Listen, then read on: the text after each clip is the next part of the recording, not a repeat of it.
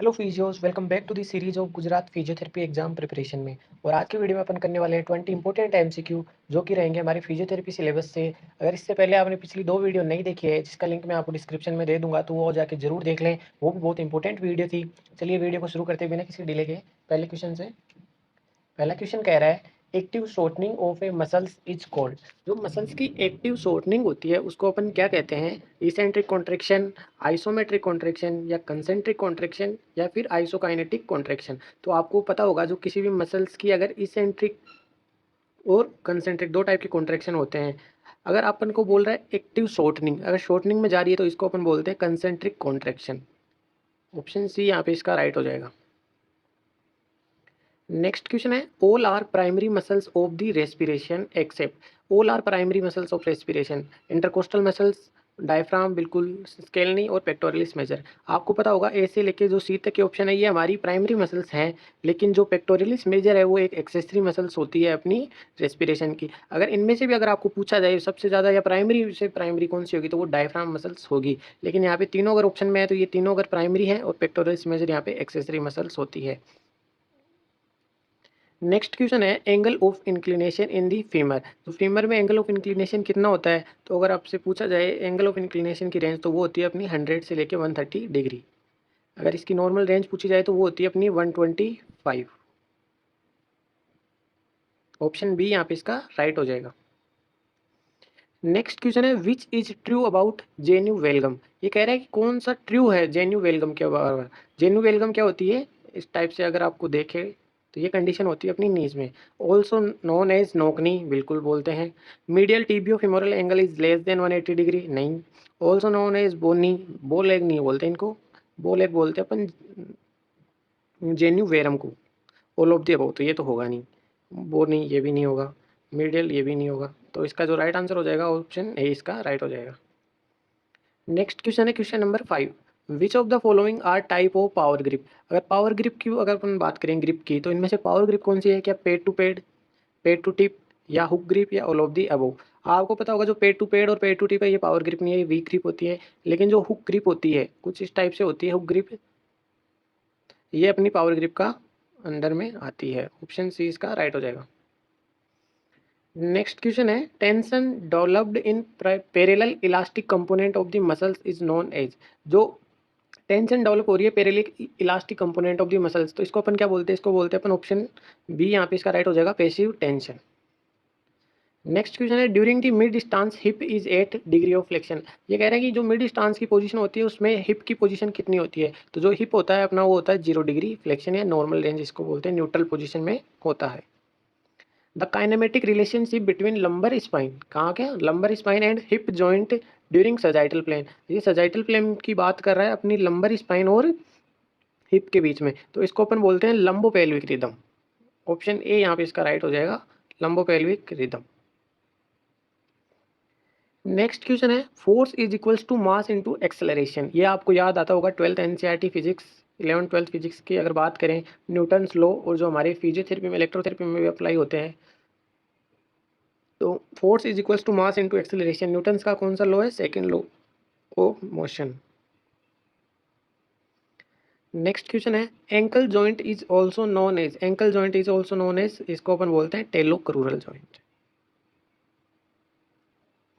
Locking mechanism occurs in, जो knee में locking mechanism होती है अकर्स कब होती है? वो क्या last 30 degree of knee flexion पे, initial 30 degree of knee flexion, initial 30 degree of knee extension या last 30 degree of knee extension. तो इसका जो राइट आंसर होगा वो होगा अपने पास ऑप्शन डी इसका राइट हो जाएगा। Last 30 degree of knee extension की जो रेंज होती है उसमें अपनी लॉकिंग मैकेनिज्म होता है। लॉकिंग मसल्स कौन सी होती है अगर ये पूछा जाता है तो वो अपनी होती है पोप्लिटियस। नेक्स्ट क्वेश्चन है single support period constitute of percentage of gait cycle. Single support period होता है वो कितना होता है? अपनी जब टोटल गेट साइकिल 100% होती है उसका सिंगल सपोर्ट पीरियड कितना होता है? तो अगर वो अपन से पूछा जाए तो वो होता है अपना 30 डिग्री या 30% ऑफ दी 100% गेट साइकिल का वो अपना 30% होता है। डिग्री ऑफ टो आउट, अगर डिग्री ऑफ टो आउट आपसे पूछा जाए इसको, अगर डिग्री ऑफ टो आउट है उसकी रेंज होती है अपनी 8 डिग्री। यहाँ अगर ऑप्शन में 8 है इसलिए 8 होगा। अगर आपसे पास नॉर्मल रेंज पूछी जाए तो ये होती है अपनी 8 से लेकर 12 डिग्री के बीच में, लेकिन यहाँ जो अपन बेस्ट ऑप्शन है वो अपना 8 डिग्री हो जाएगा। नेक्स्ट क्वेश्चन है when concave move over convex surface. आपको याद होगा बायोमैकेनिक्स का कॉन्वेक्स कॉनकेव रूल।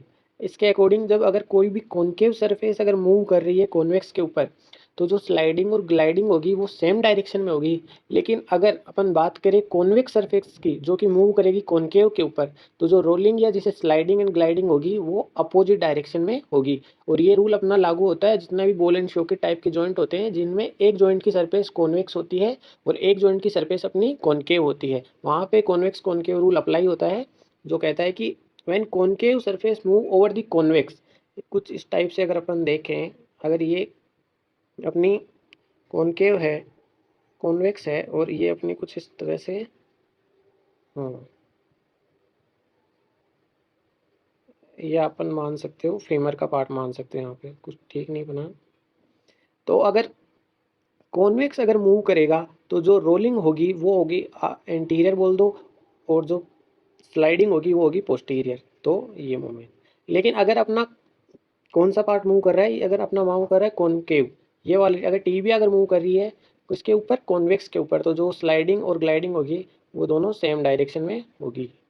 तो इसका जो राइट आंसर हो जाएगा ऑप्शन ए यहाँ पे राइट हो जाएगा।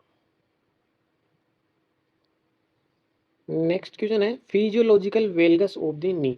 फिजियोलॉजिकल वेलगस होता है नी में, इतना नहीं होता, लेकिन जो होता है वो क्या करता है, क्या वो बेस ऑफ सपोर्ट को बढ़ाता है, क्या बेस ऑफ सपोर्ट को कम करता है, या does not change the base of support. तो जो फिजियोलॉजिकल वेलगस होता है वो अपने बेस ऑफ सपोर्ट को बढ़ा देता है, increase the base of support. Option A यहाँ पे राइट हो जाएगा।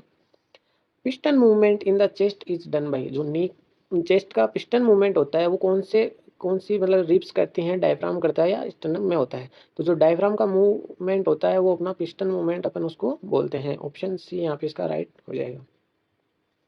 नेक्स्ट क्वेश्चन है चेस्ट डिफॉर्मिटी के ऊपर है। पेक्टस कार्निएटम इज ऑल्सो नोन एज, क्या कोबलर चेस्ट बोलते हैं, फनल चेस्ट बोलते हैं, बैरल चेस्ट बोलते हैं या पिजन चेस्ट। तो अपने को पता होगा पेक्टस कार्निएटम को अपन बोलते हैं pigeon chest deformity. Option D यहाँ पे इसका राइट हो जाएगा। बैरल चेस्ट को अपन क्या बोलते हैं, इसमें जो अपना चेस्ट का एपी डायमीटर अपना बढ़ जाएगा और ट्रांसवर्स डायमीटर कम हो जाएगा। ये अपने को देखने को मिलती है सीओपीडी कंडीशन में। तो क्वेश्चन नंबर 17 का राइट आंसर होगा पिजन चेस्ट। नेक्स्ट क्वेश्चन है the angle formed between the axis of the humerus and the longitudinal axis of forearm is known as. अगर ये कह रहा है जो एंगल है वो कह रहा है बिटवीन द एक्सिस, अगर ये ह्यूमरस की एक्सिस आ रही है and the longitudinal axis of the ये फोरआर्म की एक्सिस आ रही है, तो जो ये एंगल बन रहा है इस एंगल को अपन कौन सा एंगल बोलते हैं, इस एंगल को अपन बोलते हैं कैरिंग एंगल। फीमेल्स में ये ज़्यादा होता है मेल्स के कंपेरिजन में। ऑप्शन सी इसका राइट हो जाएगा। नेक्स्ट क्वेश्चन अगर देखते हैं the region at which irreversible changes occurs in a tissue in the load deformation या strain duration curve is known as.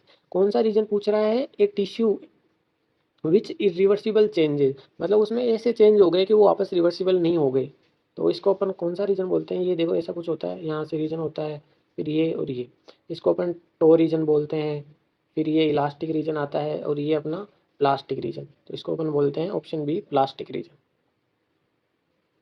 Next question अपन देखते हैं mechanical disadvantage is seen in. Mechanical disadvantage अपने को देखने को मिलता है थर्ड ऑर्डर लीवर में। ऑप्शन सी यहाँ पे इसका राइट हो जाएगा। वीडियो अगर आपको अच्छा लगा हो तो हमारी वीडियो को लाइक करें और चैनल को सब्सक्राइब करें, और ऐसे ही वीडियो डेली देखने के लिए हमारे चैनल के सब्सक्राइबर बटन के साथ बेल आइकन दबाना ना भूलें। तब तक के लिए अपनी तैयारी जारी रखें।